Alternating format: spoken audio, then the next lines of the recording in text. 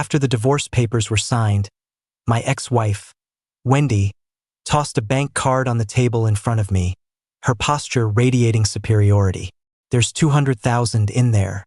That should be enough for a man who's never worked a day in his life to get by for a while.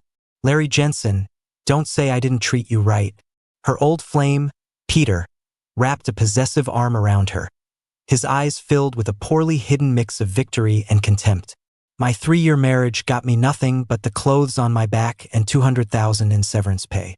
Wendy believed she had single-handedly built AuraTech, a company worth hundreds of millions, from the ground up. And me? I was just a parasite she'd cast aside on her path to success, a leech who could only cling to her for survival. She had no idea that the company she was so proud of was nothing more than a toy my mother had given her to practice with. And the company's legal owner, the name on the property deeds, from start to finish, there was only ever one: Larry Jensen. The sunlight stung my eyes as I walked out of City Hall. Wendy and Peter looked like a perfect couple, arm in arm, as they slipped into the Bentley my mother had given her.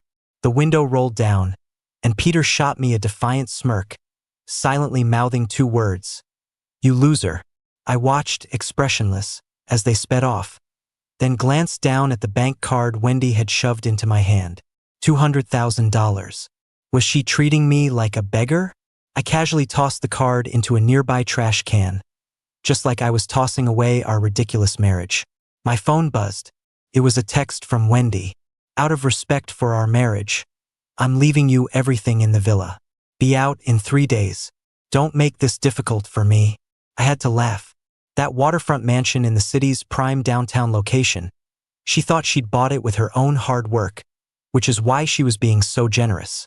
She didn't know the deed to that villa had been sitting quietly in my family's safe the entire time, and the owner's name listed was mine. And the money she used to pay the mortgage every month? It went directly into my mother's private account. The official reason was to help her develop financial management skills and a sense of family responsibility. How laughable. I didn't go back to the villa. Instead, I dragged a small suitcase with me and took a cab to a 5-star hotel.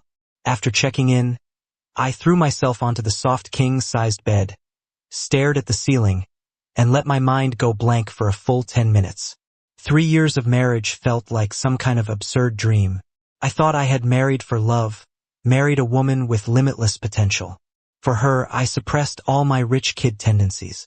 I studied recipes to cook for her, helped her manage her health, and supported her as she went from a tiny office to where she was today. My mother had warned me.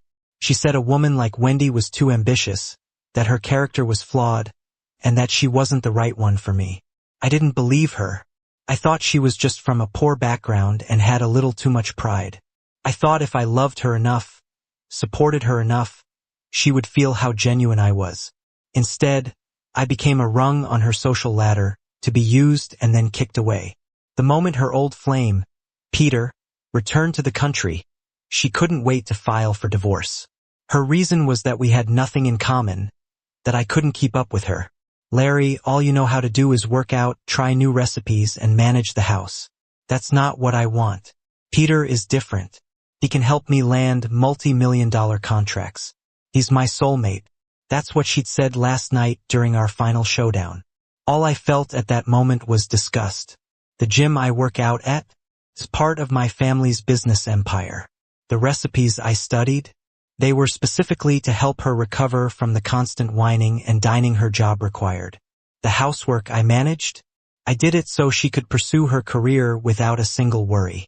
And Peter, the man who could supposedly land million-dollar contracts, he was just riding the coattails of his father, a VP at some mid-level company who could pull a few strings for her. I didn't say any of this, because I knew that when a woman's heart changes, your very breathing becomes a mistake. I took a deep breath, sat up, and dialed my mom. She answered almost instantly. "Larry, is it done?" My mother's voice was as steady as ever. "Yeah, it's done." My own voice was a little hoarse. There were a few seconds of silence on the other end, followed by my mom's pained sigh. "You foolish boy, you've been through too much. Come home. Your father made your favorite sweet and sour pork ribs." At that moment, my eyes, against my will, finally turned red.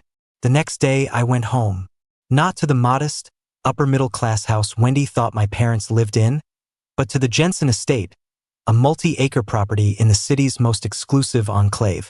As the car slowly drove in, the butler, already waiting in a tuxedo, respectfully opened my door. "Welcome home, young master."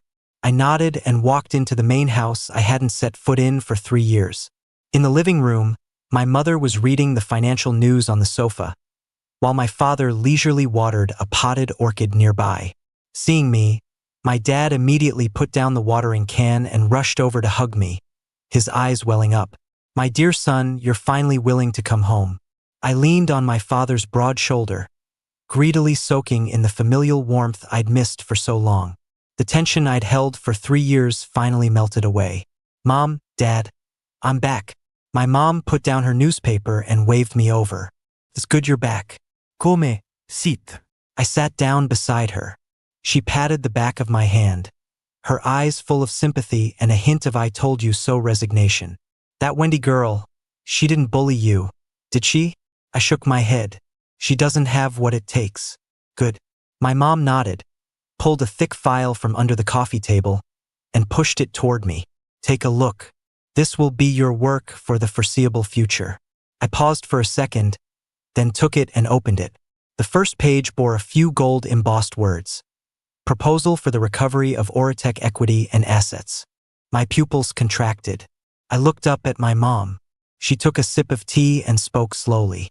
"3 years ago, you said you saw potential in Wendy and insisted on marrying her. I couldn't stop you, so all I could do was create a safety net for you. This company, AuraTech, from its initial registration capital to the subsequent funding rounds, was all anonymously injected by me through offshore corporations. The legal representative is you. 100% of the equity is in your name. Wendy, from the very beginning, was nothing more than a professional manager I hired. I just gave her the fancy title of founder CEO and let her play out a fantasy of starting from scratch. I had her sign a performance agreement back then. If she could grow the company's market value to $1 billion within 3 years and remain faithful to you, then I would gift her 51% of the company for real. Unfortunately, my mom sneered. She was too impatient. The moment the company showed a glimmer of success, she couldn't wait to bare her fangs. She failed this test spectacularly. My heart felt like it was being squeezed by an invisible hand, aching and full. So what I thought was a journey of shared struggle was, in her eyes, just a golden ticket to the upper class.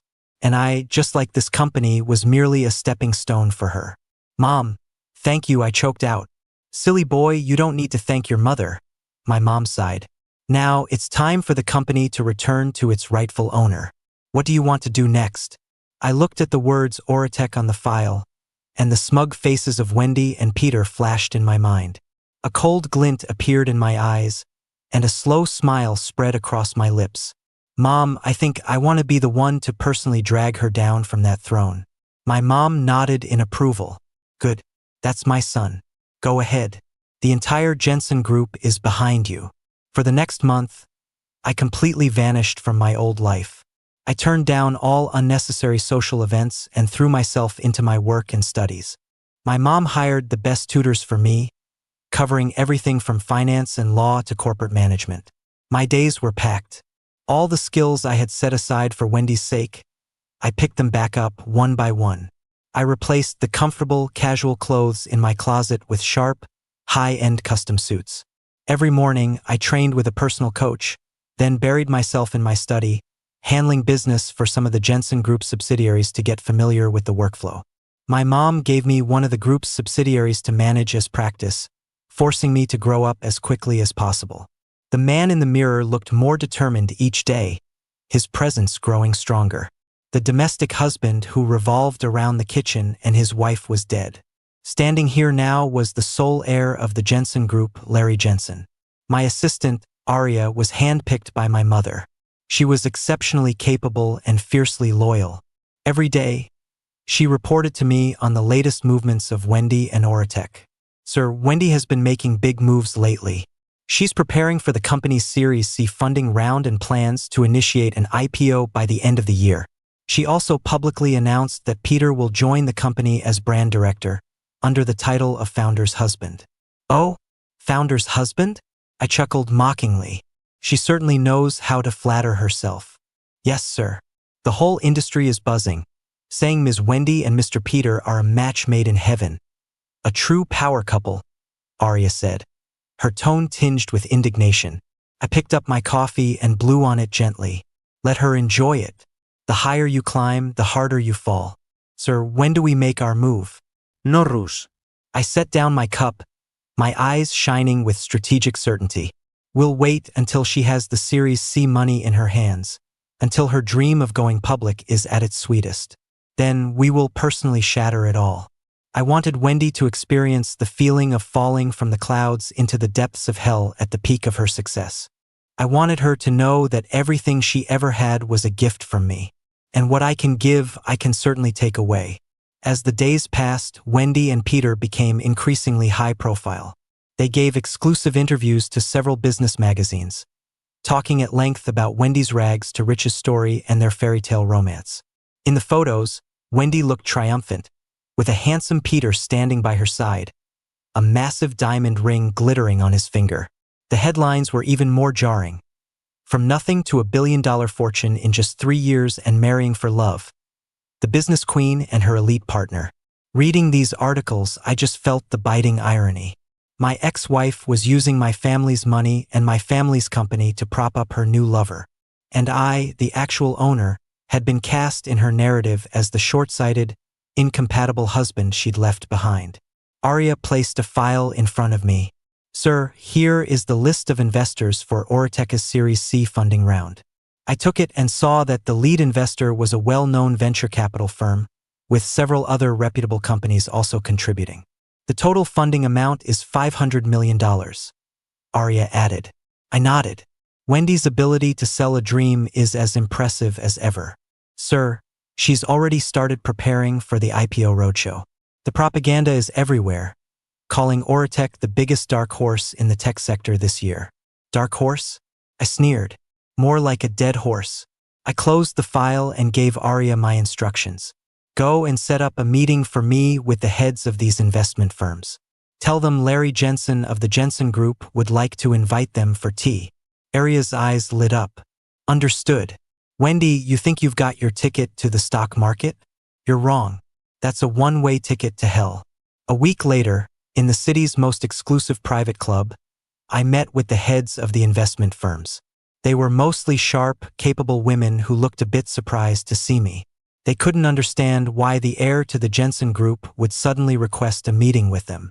After all, in their eyes, the Jensen Group was a traditional industrial giant, seemingly worlds away from a trendy internet startup like AuraTech. I didn't waste time with pleasantries. I got straight to the point. Ladies, thank you for coming on such short notice. I wanted to talk about your investment in AuraTech. Ms. Wallace, the head of the lead VC firm, smiled. Mr. Jensen, you're interested in AuraTech too? It seems Ms. Wendy is truly a force to be reckoned with, even getting the attention of the Jensen Group. I raised my teacup, took a small sip and said calmly, you misunderstand, Ms. Wallace. I'm not interested in AuraTech. I'm here to warn you that your investment is about to go up in smoke. As soon as I said it, the atmosphere in the room froze. Ms. Wallace's face hardened. Mr. Jensen, what are you implying? I said nothing, simply nodding to the lawyer behind me. The lawyer stepped forward and handed a stack of prepared documents to each of the executives. Please take a look. This is AuraTech's business registration, proof of its equity structure, and documentation of asset ownership. The women began flipping through the files with skepticism, but when they saw the name Larry Jensen clearly printed as the legal representative and sole shareholder, their expressions became a spectacular mix of shock, disbelief, and horror. Ms. Wallace shot to her feet, pointing at the documents with a trembling hand. This is impossible. Wendy swore she was the founder and majority shareholder. My lawyer adjusted his glasses and explained coolly, Ms. Wendy is merely a professional manager hired by my client, Mr. Larry Jensen. She holds no shares in the company. Everything she has claimed publicly constitutes commercial fraud. We have reason to believe she is using a false identity and fraudulent information to raise funds illegally. According to the agreement, my client has the right to terminate her employment at any time and reclaim full control of the company." The room was dead silent. The investment leaders, who had been chatting cheerfully just moments before, were now pale and sweating. $500 million. If that money vanished, they would have a lot of explaining to do to their boards. Mr. Jensen," Ms. Wallace's voice was now pleading. "We misjudged the situation. Is there any way to salvage this?" I put down my teacup and finally smiled for the first time that day. "Of course, there's a way." I looked at them and said, word by word, "I am announcing that the Jensen Group will officially acquire AuraTech and restructure it. Your investments can be converted at equal value into shares of one of our subsidiaries. Of course, if you don't trust me, you can choose to pull your funding now." However, my tone shifted, my gaze sharpening. "If you withdraw your funds, Wendy's capital chain will break. The company will be liquidated, and I can't guarantee how much you'll get back." It was a choice. Trust me and climb aboard the much larger, more stable ship of the Jensen Group, or risk a mutually destructive outcome where they might lose everything. They were smart women. They knew what to choose. Ms. Wallace was the first to speak, practically shouting, "We'll do it. We'll convert to Jensen shares. Mr. Jensen, we look forward to working with you." The others quickly chimed in. Yes, we trust Mr. Jensen. It's an honor to partner with the Jensen Group." Looking at their fawning smiles, I felt nothing. I stood up and looked down at them. "Excellent. Pleasure doing business with you. Also, I expect this matter to remain confidential until everything is settled." Of course. Ms. Wallace nodded frantically. Satisfied, I turned and left. "Wendy, your funding, your allies, they're all mine now. Next up, your company." Wendy was on top of the world. The Series C funding had come through smoothly, the IPO was on track, and Peter was utterly devoted to her. She felt like she had it all, a booming career and a perfect romance. She was convinced she was a winner on the verge of reaching the pinnacle of her life. One day, she was in her office being lovey-dovey with Peter, fantasizing about the glorious moment they would ring the opening bell after the company went public. "Darling, once the company is listed, I'll buy you a yacht and we'll sail around the world," Wendy said, beaming as she hugged Peter. Peter nestled against her, his voice full of adoration. "Wendy, you're amazing. Not like that loser Larry. He had no romantic spark and was completely useless to you." At the mention of my name, a flicker of disdain crossed Wendy's face. "Don't talk about him, he's such a buzzkill. A man who lives off a woman has no place in this world. He's probably crying in some corner right now." Just then, her executive assistant knocked and entered, looking panicked. "Ms. Wendy, bad news." Annoyed at the interruption, Wendy snapped, "What's with the panic? Get a hold of yourself. What is it?" "Ms. Wendy, our corporate accounts have been frozen." "What?"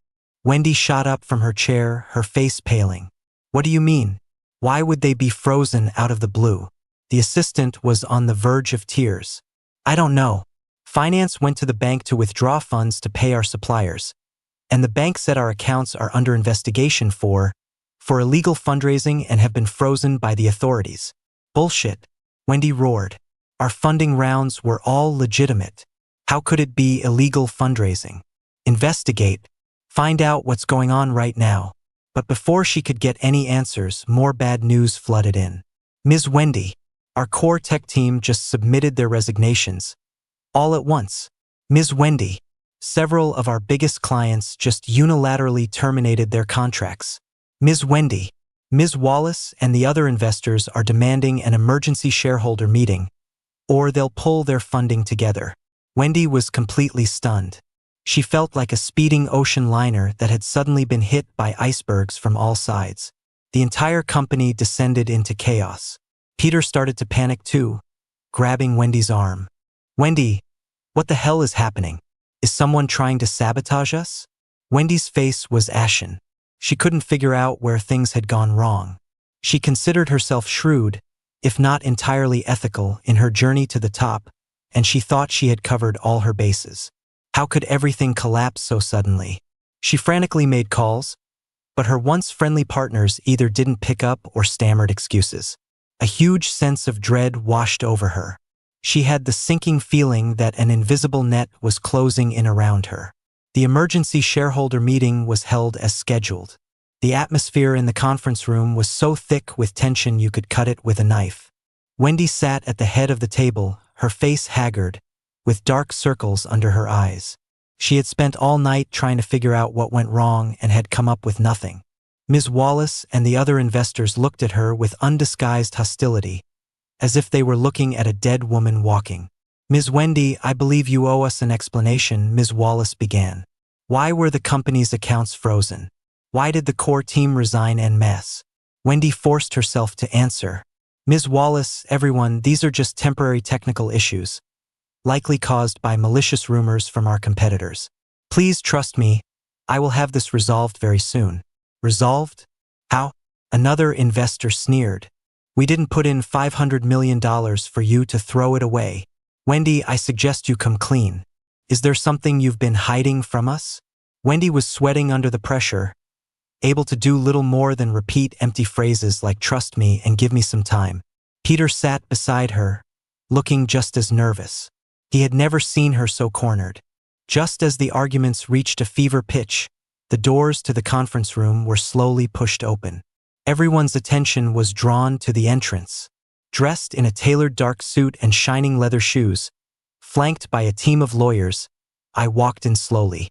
My face was sharp, my eyes cold, and my powerful presence immediately silenced the room. Everyone stared, stunned. When Wendy saw me, she looked as if she'd seen a ghost, her eyes wide with shock. Larry Jensen? What are you doing here?" Her voice was filled with disbelief. The man she remembered was the one who always wore casual clothes, who was gentle and completely subservient to her. The man standing before her now was a stranger who terrified her. I ignored her question and walked directly to the head of the table. Wendy instinctively started to stand up to yell at me, but a single, icy glare from me pinned her to her seat. I scanned the faces in the room, then fixed my gaze on Wendy's terrified expression. My lips parted, and I spoke, each word deliberate and clear. "Allow me to introduce myself.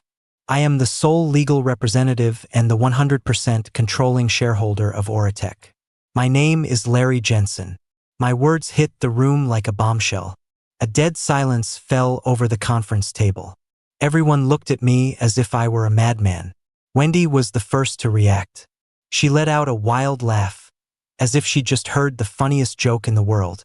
"Larry, are you insane? Did the divorce mess you up that badly? You a shareholder? Don't you know your place?" Peter, beside her, snapped out of his stupor and added shrilly, "Exactly.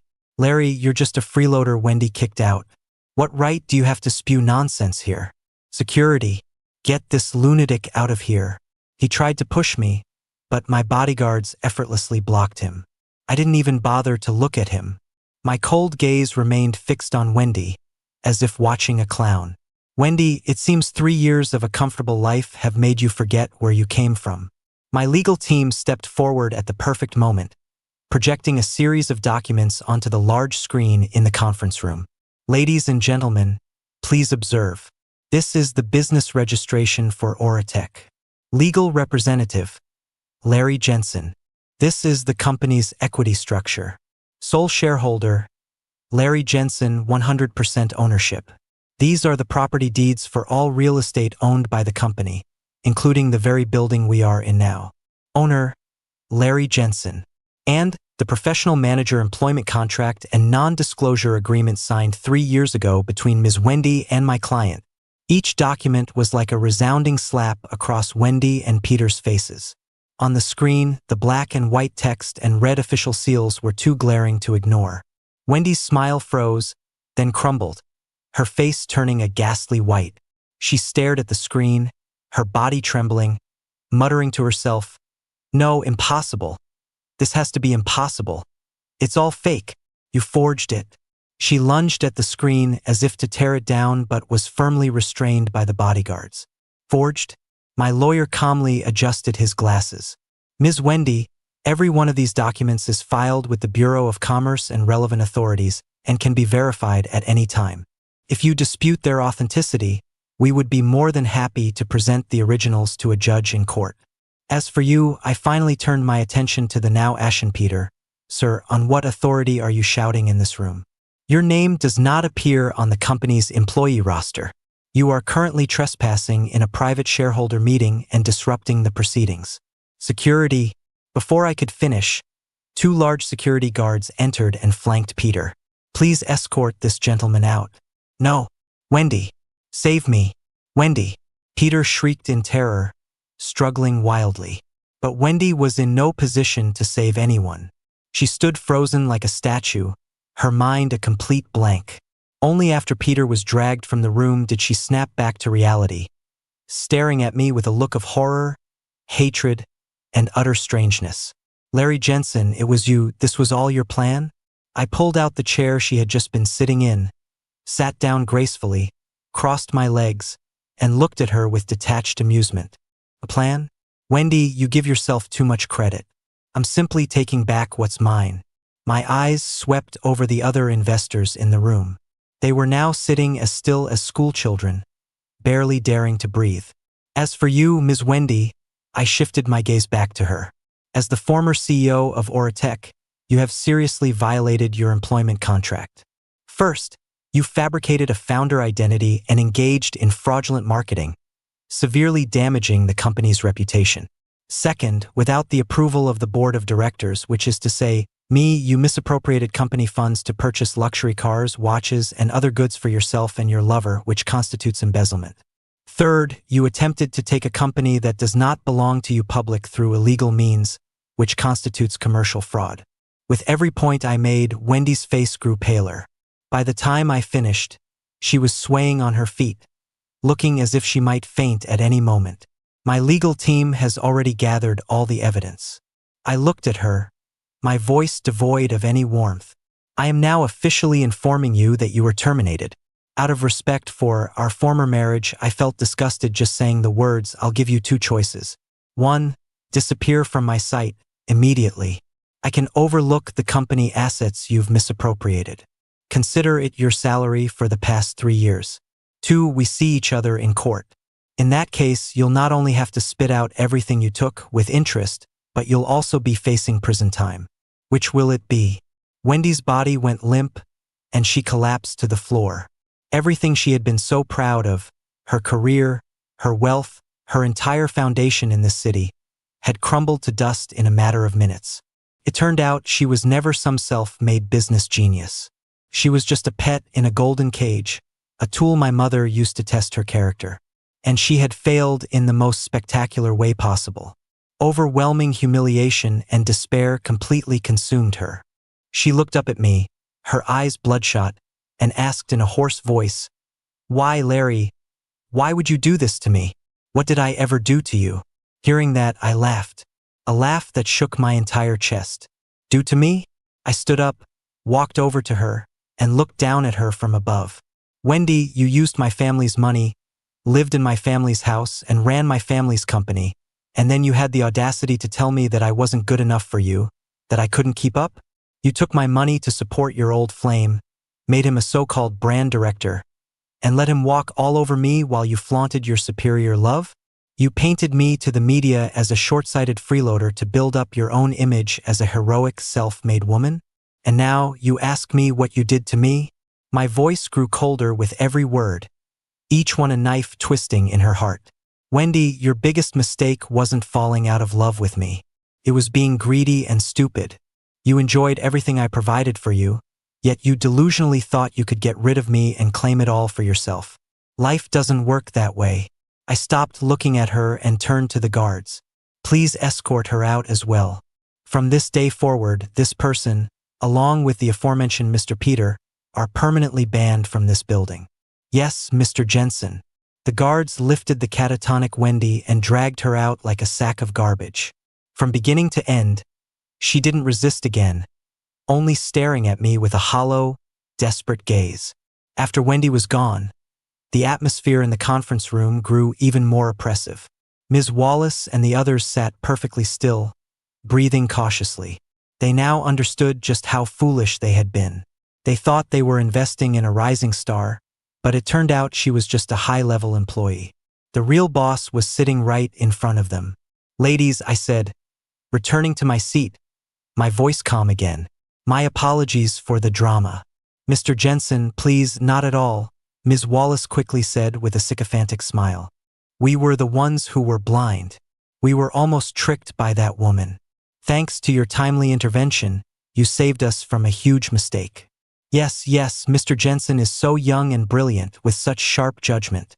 The others chimed in. I waved a hand, cutting off their flattery. "Let's dispense with the pleasantries and get down to business. As of today, AuraTech will be officially renamed AuraTech and integrated into the Jensen Group's strategic portfolio. I will be redirecting the company's development. As for your investments, I looked at them, our previous agreement stands. You can convert them into shares of a Jensen subsidiary and enjoy the profits of the entire group, or you can choose to remain with AuraTech and become the first shareholders of the new company. I guarantee you that under my leadership, the future of AuraTech will be far bigger and better than any dream Wendy ever sold you." My words were firm, filled with unshakable confidence. This wasn't arrogance, it was a fact backed by the immense resources of the Jensen Group. Whatever Wendy could achieve on her own, I could do 10 times better with the full force of my family's empire behind me. Ms. Wallace and the others exchanged glances and immediately made their decision. "We want to stay with the new company. We believe in your leadership, Mr. Jensen." It was a no-brainer. Now that they were tied to the Jensen Group, who in their right mind would jump ship? Excellent. I nodded, satisfied. In that case, welcome to AuraTech. A crisis that could have torn the company apart was resolved with ease. In fact, I had used it to solidify my absolute control and restructure the entire enterprise. After the meeting, Ms. Wallace stayed behind and respectfully handed me her card. "Mr. Jensen, this is my personal number. If you ever need anything, please don't hesitate to call. Anything I can do, I will." I took the card with a faint smile. "Thank you, Ms. Wallace. We're all in the same boat now." After everyone had left, I stood alone before the massive floor-to-ceiling window, looking down at the city below. From this day forward, this was my battlefield. The Larry Jensen who was kicked out of his home with nowhere to go was gone for good. In his place stood the chairman of AuraTech, Larry Jensen. Wendy's downfall was a storm that swept through the entire business community. One day she was the business queen lauded by the media, the next, she was a reviled con artist and gold digger. Her current humiliation was as intense as her former glory. All sorts of stories began to surface. Someone dug up stories from her college days about how she used to pretend to be rich to scam boys out of their money and affection. Someone else revealed that in her early startup days, she had gotten on her knees to beg a client for a project. And then someone photographed Peter dumping her the moment he found out she was penniless, immediately moving on to another wealthy heiress and disappearing without a trace. When you're down, everyone kicks you. The same media outlets that had built her up were now the ones tearing her down most viciously. Ugly headlines filled the internet. The Great Swindle, billion-dollar CEO was just a glorified manager. A gold digger's downfall. From the pinnacle to penniless in a single day. Old flame burns out. Lovers flee when disaster strikes. I had Aria compile these reports for me to read over lunch every day. They were excellent for my appetite. Meanwhile, I moved with lightning speed to overhaul the company. First was a personnel shake-up. All of Wendy's cronies, the mediocre, ass-kissing relatives she'd installed, were fired. I didn't keep a single one. The few brilliant core technicians she had sidelined, I personally met with them and hired them back with triple their old salaries and stock options.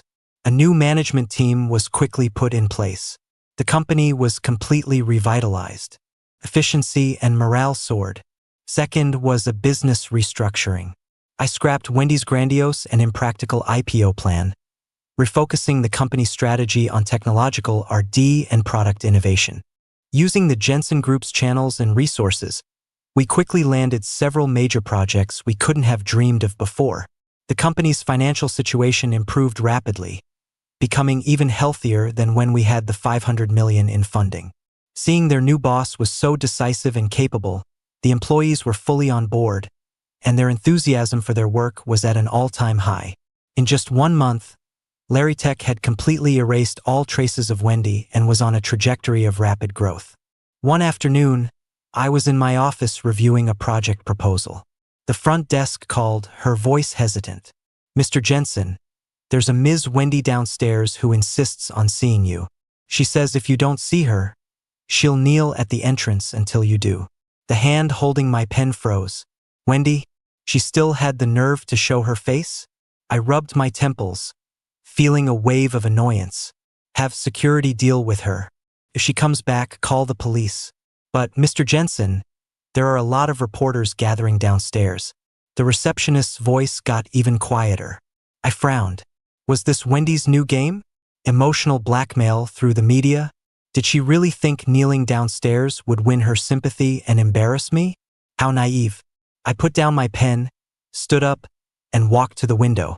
From my vantage point, I had a clear view of the scene at the building's main entrance. Wendy was wearing cheap clothes, her hair was a mess, and her face was sallow. She had lost a ton of weight and looked completely haggard. She was kneeling ramrod straight on the steps, a cardboard sign in front of her with large, crooked words scrawled in red marker. "Larry, I was wrong. Please forgive me." She was surrounded by a sea of cameras and flashing lights.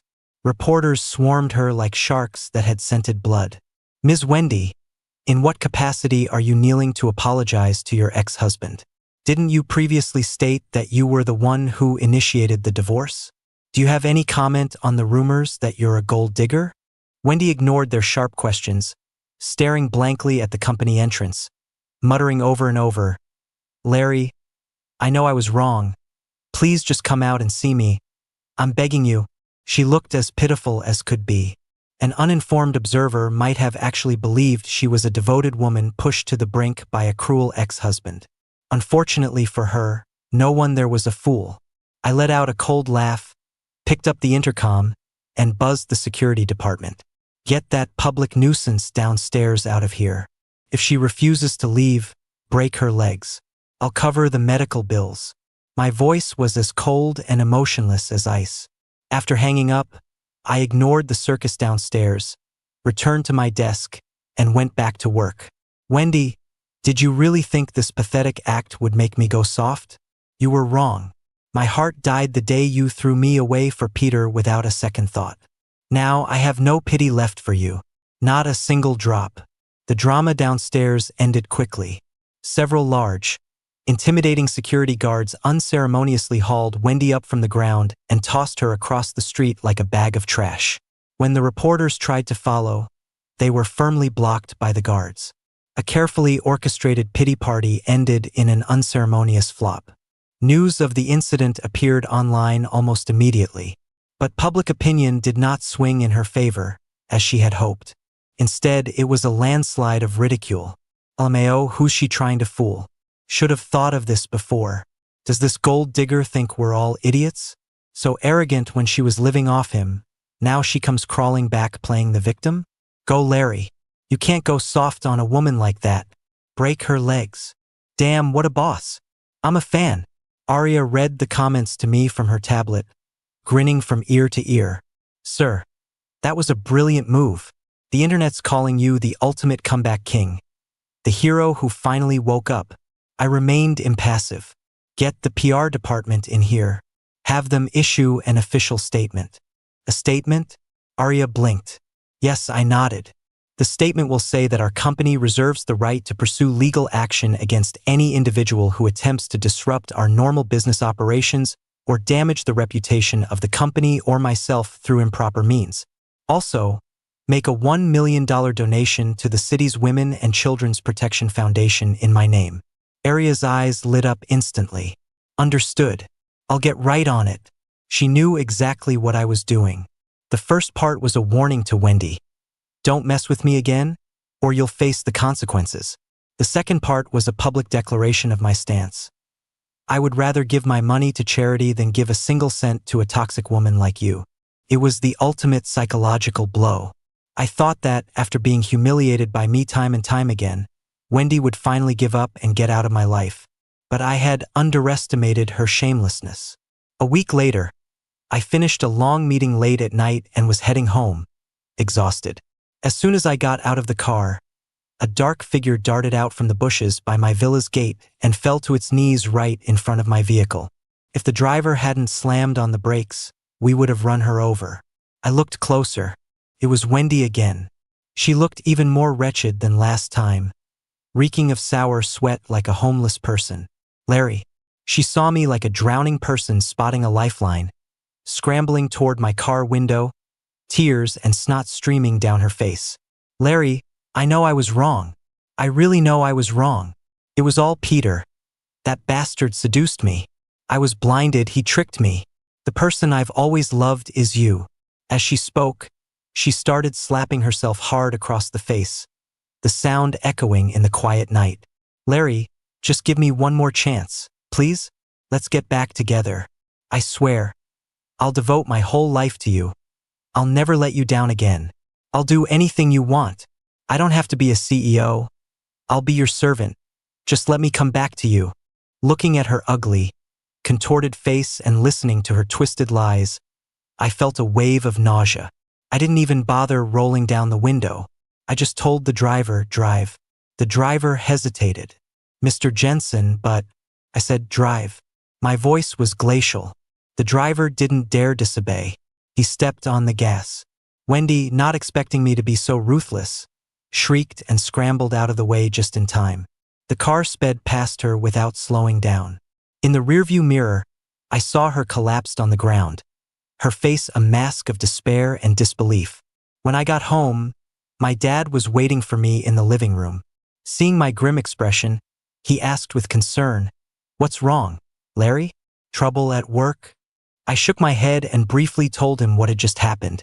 My dad's face turned livid with anger. That monster. She just won't quit. Call the police. Larry, we're calling the police right now and filing a harassment complaint. My mom came out of her study, her expression dark. It seems we've been too merciful with her, she said coldly. Someone like that won't learn their lesson until they experience true pain. She walked over to me and put a hand on my shoulder. Larry, leave this to me. You focus on your work. I promise you, she will never appear before you again. Seeing the cold fury in my mother's eyes, I knew Wendy's time was up. From that day on, Wendy truly vanished, as if she had been erased from the face of the earth. I later heard bits and pieces from Aria. Apparently, my mother had pulled some strings and dug up every dirty secret from Wendy's past. Her cons in college, the trade secrets she stole when she was starting out, and all the shady accounting she did while running AuraTech. The evidence was ironclad, and every single charge was enough to ruin her. The people she had crossed in the past saw that she was down and came out of the woodwork to kick her while she was vulnerable. She was quickly buried in lawsuits. To pay off various damages and fines, she sold everything she owned and still ended up with a mountain of insurmountable debt. She tried to find a job, but her reputation was so toxic that no company would touch her. She tried to go back to her hometown, but the same poor relatives she once looked down on threw her out. She went from a glamorous city elite to a penniless outcast, a rat everyone wanted to stomp on. I heard that she eventually had a mental breakdown under the pressure and was committed to a psychiatric hospital. Others said she got in deep with loan sharks, who disfigured her when she couldn't pay, and that she was now living in some filthy basement, barely surviving. The rumors were endless. But whatever her fate, it had nothing to do with me anymore. That person, along with that sordid chapter of my life, had been completely purged from my existence. And my life was just beginning. 1 year later, AuraTech made a breakthrough in the field of artificial intelligence, and its valuation skyrocketed tenfold, making it one of the hottest unicorn companies in the country's tech industry. As the chairman of the company, I became a regular on the covers of major business magazines. They called me the youngest king of the business world and the most powerful man in tech. The same industry titans I once had to look up to now approached me at summits and galas, respectfully addressing me as Mr. Jensen. My career was at its zenith.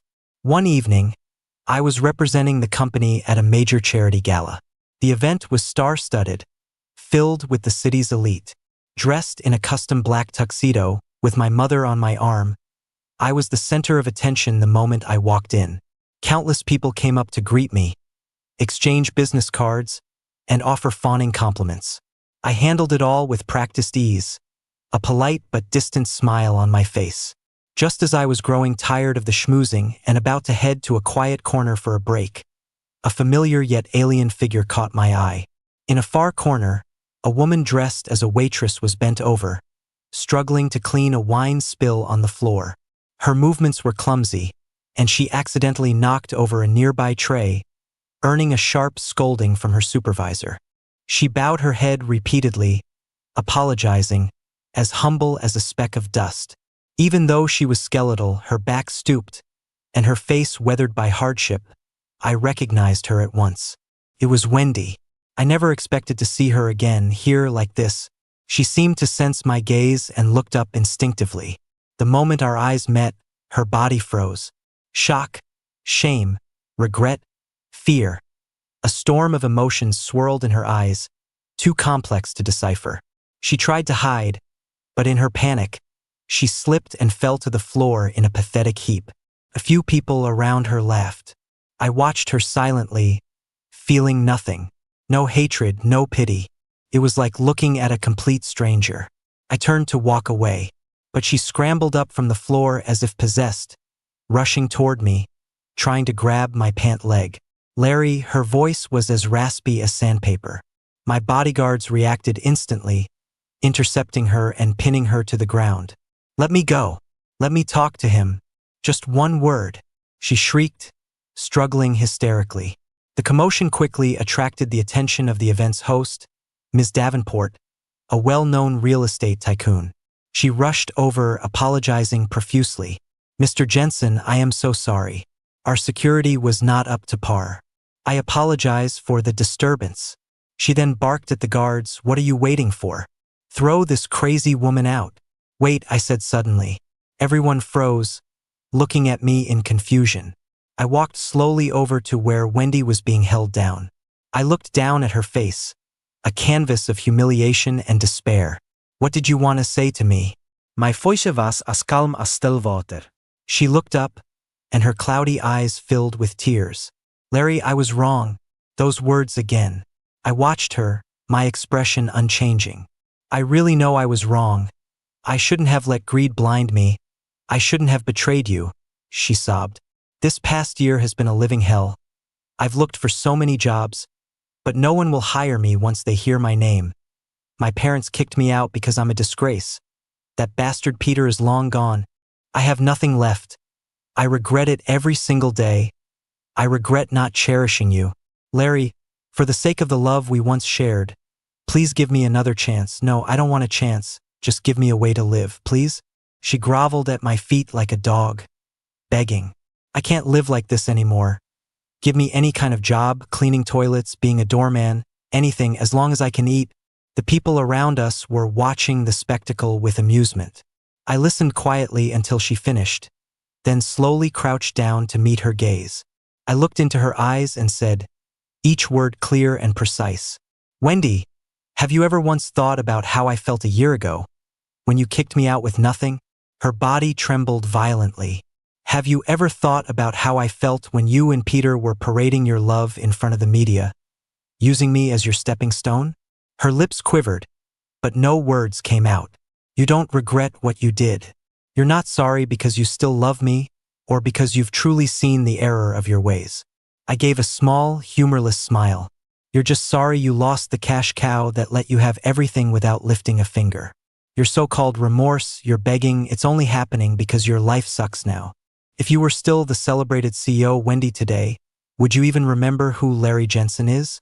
Every question I asked was a scalpel, peeling back her facade and exposing the ugly, raw truth of her heart for all to see. Her face turned to ash. She was speechless, because every single word I said was true. I stood up, resuming my position of power. "Wendy, you chose this path.